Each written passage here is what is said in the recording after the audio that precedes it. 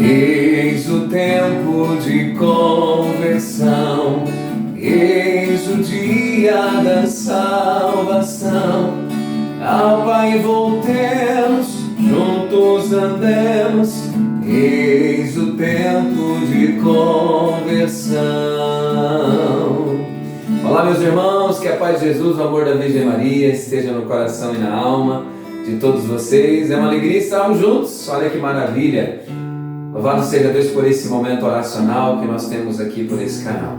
E a palavra do Senhor, meu irmão, minha irmã, nesse momento vem dizer assim para nós. Não, 1 João capítulo 2, versículo 15. 1 João capítulo 2, versículo 15. Não ameis o mundo, nem as coisas do mundo. Se alguém ama o mundo, não está nele o amor do Pai. Versículo 16. Porque tudo que há no mundo, a concupiscência da carne, a concupiscência dos olhos, a soberba da vida, não procede do Pai, mas do mundo. Palavra do Senhor, graças a Deus, graças a Deus. Meu irmão, minha irmã, que maravilha! Louvado seja Deus por esse tempo de graça que nós estamos vivenciando dentro da nossa igreja.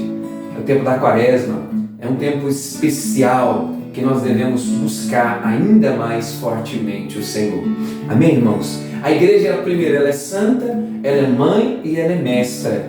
Então a igreja como santa quer nos ensinar o caminho da santidade. A igreja como mãe e mestra, ela propõe para nós. E o tempo da Quaresma é uma dessas propostas, é uma dessas pedagogias, é um desses princípios de ensino que movem o nosso coração rumo ao céu. E eu fiz questão de intitular então essa breve reflexão como viver bem a Quaresma. Como podemos viver bem nesse momento especial que a igreja nos propõe, que a igreja nos apresenta. Amém, queridos? Muito bem, a Quaresma então ela faz parte dessa pedagogia de ensino da nossa igreja. A Quaresma é um desses momentos, né? É um tempo especial de combate às nossas tendências pecaminosas.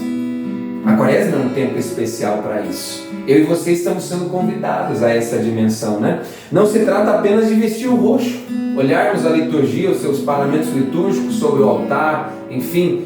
Inclusive eu estou de roxo hoje exatamente por conta dessa dimensão. Aliás, queria agradecer aos irmãos lá de Cidrolândia, estivemos juntos no retiro de carnaval, fui presenteado com essa camiseta, linda camiseta, louvado seja Deus. Mas a igreja não é um tempo apenas para nós termos nos paramentos litúrgicos o roxo, as vestes do sacerdote. Não, é muito mais, né, do que isso.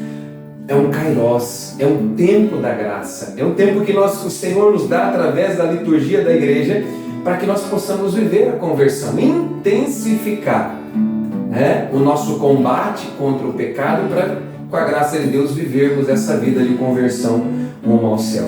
Amém, queridos? E para viver bem esse tempo, nós precisamos reconhecer a nossa miséria, nós precisamos reconhecer a nossa fraqueza, que nós somos necessitados da graça de Deus. Quaresma então é isso, 40 dias meditando a paixão de Jesus Cristo, e o objetivo é nos afastar do homem velho e ressuscitar no dia da Páscoa com Cristo. Olha que magnífico isso, nos afastar do homem velho, as tendências pecaminosas, e ressuscitar com Cristo Jesus no dia da sua ressurreição, no dia da Páscoa. Amém, querido? Olha que magnífico isso. Então, e a igreja propõe para nós 3 práticas, 3 exercícios especiais para esse tempo. Quais são as 3 práticas? Primeiro, a esmola, o jejum e a oração. E eu fiz questão de pegar esse pequeno trecho da primeira carta de São João, aqui no capítulo 2, que nós acabamos de ler, porque a igreja vem nos mostrar exatamente esses contrapontos. Existe um problema, que é a concupiscência da carne, a concupiscência dos olhos, a soberba da vida. O que nós podemos fazer para combater estes males? Então é isso que nós vamos aprofundar um pouquinho agora, nesses breves minutos. Primeiro, o jejum então é uma arma poderosa que o Senhor nos dá. Não é isso? E a nossa alma então, quando dominada pelo pecado, ela vive uma desordem. Ela deixa ser governada exatamente pelas paixões. A nossa carne se torna muito mais forte. do que a nossa alma. E o que nós precisamos fazer então? O jejum serve exatamente para isso. O jejum ele serve para moderar, para ordenar o nosso espírito, de modo que a alma domine sobre as nossas paixões e não o contrário. Olha a importância de nós jejuarmos. E quantos católicos não jejuam mais? E aqui eu quero citar essa constatação. A maioria do povo católico não sabe o que é jejuar, não sabe o que é o jejum. Queria deixar aqui, inclusive, uma pequena indicação, práticas de jejum de Monsenhor Jonas Abib. Baixa lá na internet, olha, é um livrinho fininho, poucas páginas, autoexplicativo, que nos dá uma dimensão muito bonita daquilo que é o jejum. Faça jejum você também. Amém, queridos? Então, assim, quando nós não conhecemos, nós não vivenciamos. É preciso conhecer para que possamos vivenciar. E o jejum é uma dessas práticas tal qual a igreja nos apresenta para combater a concupiscência da carne. Olha que maravilha isso. Nós acabamos de ver aqui na primeira carta de São João, esses males, a concupiscência da carne é combatida como? Com o jejum. Assim? Outras coisas importantes também, olha, privar-se daquilo que nós gostamos, coisas importantes para nós, por exemplo, doces, carne, refrigerantes, bebidas. Vejam só, queridos, porém é necessário jejum e estas abstinências. Só estas abstinências também não resolvem. É necessário o jejum. Porque senão se torna aqui uma dieta para nós, né? Eu estou fazendo uma dieta, vou deixar de tomar refrigerante por 40 dias, mas não tem verdadeiramente o sentido mais profundo tal qual a igreja propõe para nós. Jejum, junto com o jejum também a mortificação daquilo que muitas vezes nós gostamos. Amém, amados? Outra dimensão muito bonita que a igreja propõe para nós é a dimensão da esmola. E a esmola serve para mortificar a concupiscência então dos olhos, aquilo que São João nos disse aqui no capítulo 2. No versículo 16, mortificar a concupiscência dos olhos. O homem é a única criatura que possui sede de conhecimento. Nós, seres humanos, somos a única criatura que possuímos esse desejo, essa sede. Esse desejo move o nosso olhar para tudo aquilo que é belo, tudo aquilo que é interessante, tudo aquilo que é interessante às nossas vistas.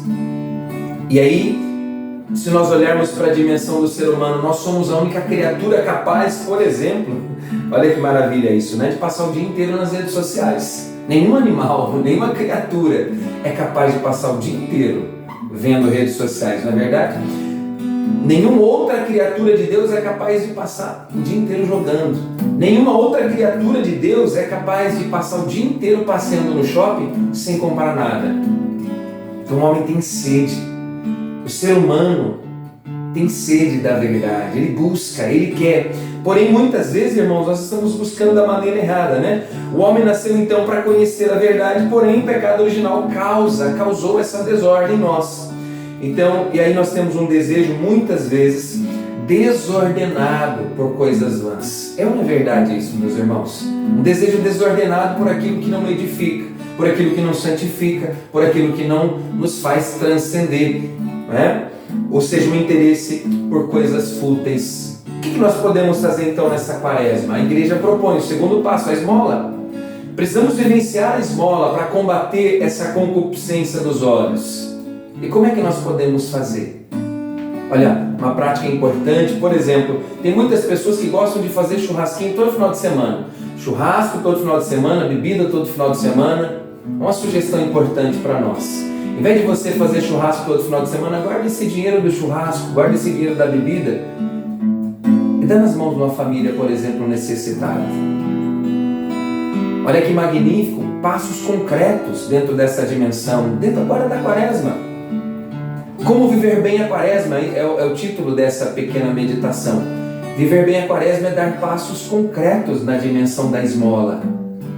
Muitas vezes eu escuto pessoas, não, eu não dou esmola para a pessoa no trânsito. Amém, irmão? Se você não dá para a pessoa no trânsito, se você não quer, se você não se sente bem, faça isso. Não é? De repente aquilo que você vai guardar do doce que você consome, da bebida, do refrigerante que você consome, às vezes de um vício que você tem, guarde esse dinheiro para uma família que está necessitando. Vai visitar essa família, vai ver qual é a necessidade e faz esse investimento, ou seja, a vivência da esmola. É uma proposta que a igreja nos apresenta, é o tempo oportuno para isso. Amém, queridos? Outra dimensão é a dimensão da oração. A oração, ela mortifica a soberba da vida. É pela oração, meus irmãos, que a mortificação dessas soberbas, elas caem por terra. Vejam só, o pecado original maculou o ser humano, né, com um vício diabólico, que é o vício do orgulho. O vício do orgulho destrói o ser humano.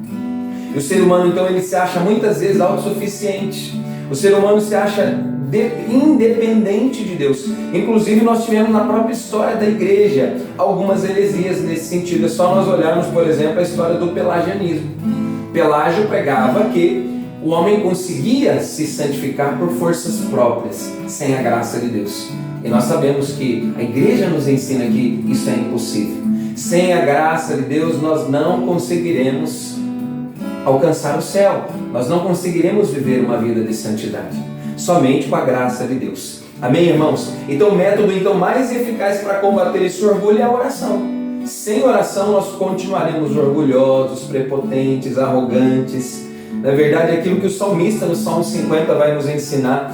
Ele bate no peito e diz, né, diante de mim, Senhor, está sempre o meu pecado. Só contra vós pequei. O que é mal fiz diante de vós.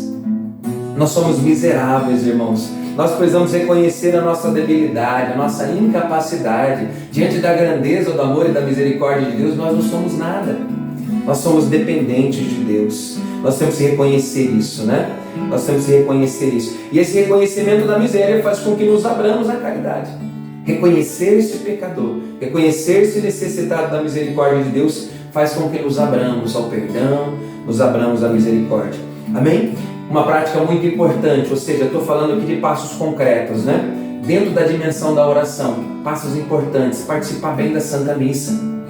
Se você tiver a oportunidade de participar da missa todos os dias, o que é participar bem da Santa Missa? Participar bem da Santa Missa é estar em estado de graça, se confessando com a graça de Deus de maneira periódica. Se você tem essa oportunidade, se você que nos acompanha tem essa possibilidade, eis o tempo, irmão. Eis o tempo, minha irmã, de vivermos bem. Faça esse pequeno sacrifício diante de Deus nessa quaresma. Esse é um passo importante para vivermos bem a quaresma diante do Senhor, para prepararmos, nos preparar, ou seja, nos afastar do homem velho e ressuscitar com Cristo, uma baita de uma preparação. Comungarmos o Senhor em estado de graça diariamente, né? Frequentarmos o sacramento da confissão nesse tempo. Olha que passos bonitos para vivermos bem então a quaresma, né? Nos jejuarmos e abstermos daquilo que nós gostamos, darmos a esmola, ou seja, nos sacrificarmos daquilo que nós estávamos corriqueiramente fazendo para ajudar alguém que está necessitando, e a vivência da oração, ou seja, comungarmos o Senhor diariamente, ouvirmos, meditarmos e mergulharmos na sua palavra através da Santa Liturgia. Que nós possamos viver bem esse tempo magnífico diante de Deus, porque eis o tempo de conversão, eis o dia da salvação, e esse é o tempo oportuno, esse é o tempo da graça, esse é o Kairos que Deus nos oferece. Canta forte. Eis o tempo de conversão, eis o dia da salvação.